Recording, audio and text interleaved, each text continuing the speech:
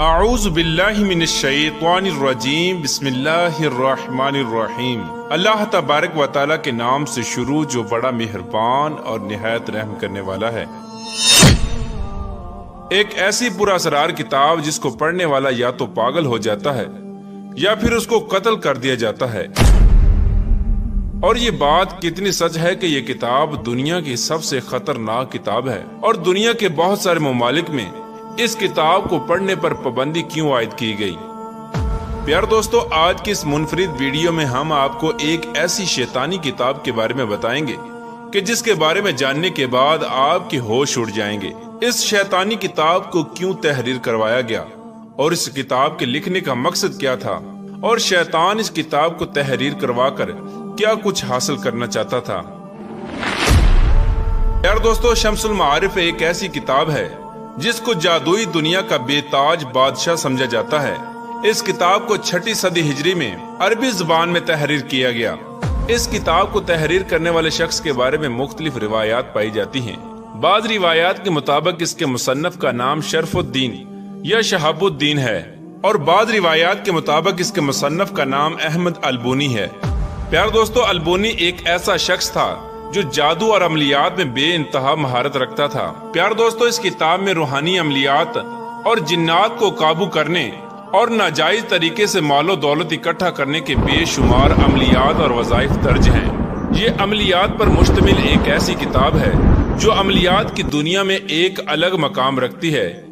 یہی وجہ ہے کہ دنیا کے بہت سارے ممالک میں یہ کتاب متنازع ہے، اور متنازع ہونے کی وجہ سے اس کتاب کے پڑھنے پر پابندی عائد ہے۔ پیار دوستو، اس کتاب کے بارے میں کہا جاتا ہے کہ جب سے اس کتاب کو تحریر کیا گیا، اس کے تحریر ہونے کے 100 سال بعد تک یہ کتاب کسی کے بھی کام کی نہ تھی، کیونکہ جو کوئی بھی شخص اس کتاب کو پڑھنے کی کوشش کرتا یا تو پھر وہ مجنون ہو جاتا یا پھر جنات اس پر حاوی ہو کر اس کو قتل کر دیتے۔ 100 سال تک اس کتاب کا صرف ایک ہی نسخہ تھا۔ پھر اس کے بعد ایک نامعلوم شخص کی طرف سے اس کتاب میں بہت سارے رد و بدل کیے گئے، اور اس کتاب کے بہت سارے نسخے تیار کیے گئے۔ اس کتاب میں رد و بدل کرنے کی وجہ یہ تھی کیونکہ مصنف کی جانب سے اس کتاب کے اندر بہت سارے ایسے عملیات لکھے ہوئے تھے جن عملیات کی مدد سے انسان بہت بڑے بڑے طاقتور جنات کو اپنے قبضے میں کر سکتا تھا۔ اسی وجہ سے جنات اس کتاب کی حفاظت کیا کرتے تھے، اور جو کوئی بھی شخص اس کتاب کو پڑھنے کی کوشش کرتا یا تو پھر جنات اس کو پاگل کر دیتے یا پھر اس کو قتل کر دیا جاتا، تاکہ کوئی بھی انسان اس کتاب کو پڑھ نہ سکے اور نہ ہی جنات کو اپنی قید میں کر سکے۔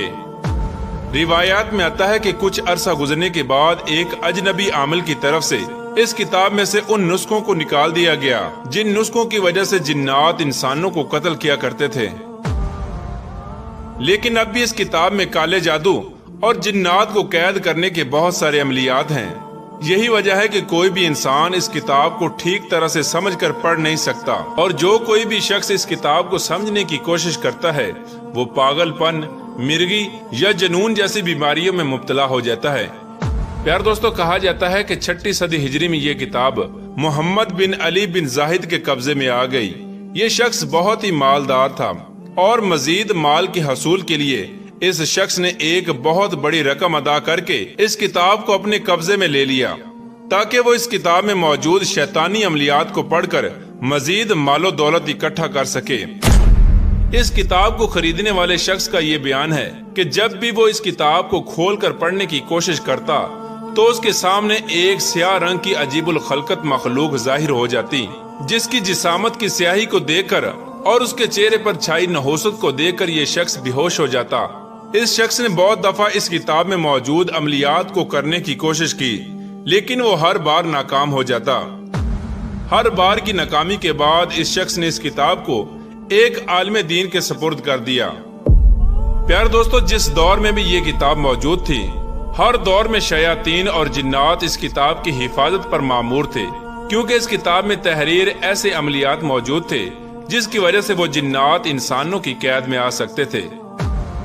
پیار دوستو، ان تمام تر واقعات کے بعد یہ کتاب ایک دم سے غائب ہو گئی، اور پھر اس کتاب کے بارے میں کسی کو کچھ علم نہ تھا۔ और फिर अचानक से 7वीं सदी हिजरी में ये किताब अचानक से मंजर आम पर आ गई। उस वक्त किताब के अंदर मौजूद बहुत सारे मवाद के अंदर रद्दो बदल की जा चुकी थी।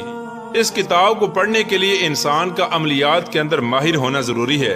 अगर आज के दौर में कोई शख्स बगैर अमलियात के इल्म के इस किताब को पढ़ता है तो आज भी इस किताब के अंदर ऐसे अमलियात मौजूद हैं जो इंसान की जान के लिए खतरा बन सकते हैं, जिसकी वजह से या तो इंसान पागल हो सकता है या फिर उसकी जान भी जा सकती है। क्योंकि अब तक इस किताब को जिसने भी पढ़ने की कोशिश की है उसको बहुत सारी आफात और मुश्किलात का सामना करना पड़ा है। इस किताब की अजीब बात यह है कि जो कोई भी इस किताब को पढ़ने की कोशिश करता है तो अपने पहले की जिंदगी के बारे में भूल जाता है और इस बात को भी भूल जाता है कि वो कौन सा ऐसा अमल किया था जिसके करने की वजह से जिन्नात इस पर हावी हुए थे और जिसकी वजह से ये मजनून हुआ। प्यारे दोस्तों, इस किताब को समझना या पढ़ना नामुमकिन सी बात है, लेकिन तारीख के अंदर एक ऐसे शख्स का भी जिक्र मिलता है जो काफी हद तक इस किताब को पढ़ने और समझने के अंदर कामयाब हो गया था। रिवायात के अंदर इस शख्स का नाम अलसाई बयान किया गया है और ये शख्स अपने दौर के अंदर अलसाई के नाम से मशहूर हुआ। ये शख्स यमन के कदीम इलाके उदन में रहने वाला था और ये किताब 10वीं सदी हिजरी में इस शख्स को मिली। इस शख्स के मुताबिक जब इब्तदान इस किताब में मौजूद अमलियात पर अमल करने की कोशिश की गई तो शयातीन और जिन्नात की तरफ से इस शख्स को रोका गया, क्योंकि इस शख्स ने ऐसे अमलियात पर अमल करने की कोशिश की थी जो कि बहुत ज्यादा खतरनाक और मतरूक थे। शुरू में जिन्नात ने इस शख्स को अमलियात से बहुत रोकने की कोशिश की, क्योंकि इस शख्स का अमलियात से बहुत गहरा ताल्लुक था। लिहाजा ये शख्स जिन्नात से नहीं डरा और इसने अपने अमलियात को जारी रखा। और ये शख्स खूब जानता था कि जिन्नात की तरफ से इस पर कौन कौन से हमले होने वाले हैं, लिहाजा इसने अपने आप को उन हमलों के लिए पहले से तैयार कर रखा था और इसने पहले ही बहुत सारे ऐसे अमलियात कर रखे थे जिसकी वजह से शयातीन इस पर हमला न कर सकें। यही वजह थी कि यह शख्स बड़े बड़े जिन्नात को अपने कब्जे में करने के आखिरी मरहले में दाखिल हो चुका था। इस मकाम पर पहुंचने के बाद जिन्नात ने इस शख्स को मात दे दी और ये जिन्नात को कैद करने में नाकाम हो गया। ये वो वाहिद खुश नसीब शख्स था जो जिन्नात के हाथों बच निकला और जो कत्ल होने से बच गया। जब शयातीन ने इस शख्स पर हमला किया तो ये शख्स बेहोश हो गया। होश में आने के बाद उस शख्स ने बताया कि हैरत अंगेज तौर पर वो उस बात को भूल चुका है कि उसने कौन सा ऐसा अमल किया था जिस अमल के करने की वजह से शयातीन उस पर हमला आवर हुए थे, और वो किताब का कौन सा हिस्सा और कौन से अल्फाज थे जो बेहोश होने से पहले ये पढ़ रहा था। होश में आने के बाद इस शख्स की जान तो बच गई, लेकिन इस शख्स की हालत ये थी कि ये अपनी पहली जिंदगी में होने वाले वाकयात के बारे में कुछ खबर नहीं रखता था और वो सब कुछ भूल चुका था। प्यार दोस्तों, बाज मुसन्निफीन की तरफ से ये दावा किया जाता है कि इस किताब को शैतान ने खुद किसी अजनबी शख्स के जिस्म में दाखिल होकर और उसके जिस्म पर कब्जा करके लिखवाई थी, ताकि इंसान मालो दौलत के लालच और हवस में मुब्तला होकर इस किताब में मौजूद खिलाफ शरा अमलियात पर अमल करके अल्लाह तबारक व तआला की वहदानियत से दूर होकर कुफ्र और शिरक के अंदर मुब्तला होकर मरें और जहन्नम के मुस्तहिक करार पाएं। क्योंकि इस्लाम के अंदर जो कोई भी काले इल्म की अमलियात करता है वो शरीयत के दायरे से बाहर हो जाता है, और शैतान का अज़ल से मकसद ही यही है कि वो इंसान को राह हक से दूर करे और कुफ्र और शिरक के अंदर मुब्तला करके उसको वासिले जहन्नम कर दे। अल्लाह तबारक व तआला से दुआ है कि अल्लाह तबारक व तआला हमें नफ्स और शैतान के शर से महफूज फरमाए और नेक आमाल करने की तौफीक अता फरमाए।